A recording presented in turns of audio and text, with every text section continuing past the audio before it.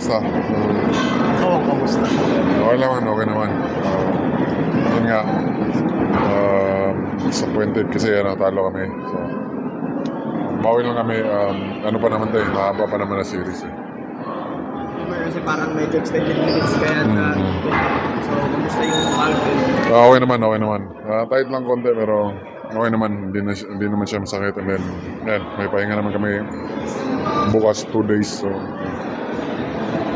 Mas mabuti na ba yun na game? medyo. After yung game 1, sabi mo ipapawag ano bang findings mo?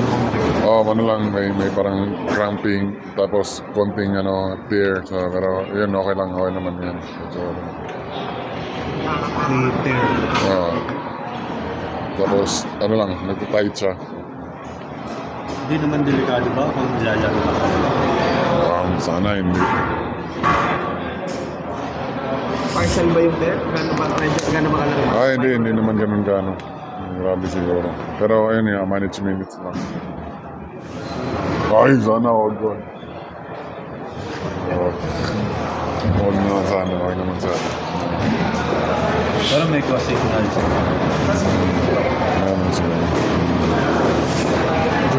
Kahit na limited ka, nagsa-step up si Mo, particularly nung game 2, ano lang masasabi mo sa akin? Siyempre, comment ka mo. Kailangan lahat ng ipasok ni Coach. Kailangan namin mag-step up kasi alam naman natin ng Ginebra, lakas talaga yung Ginebra, hindi talaga sila basta-basta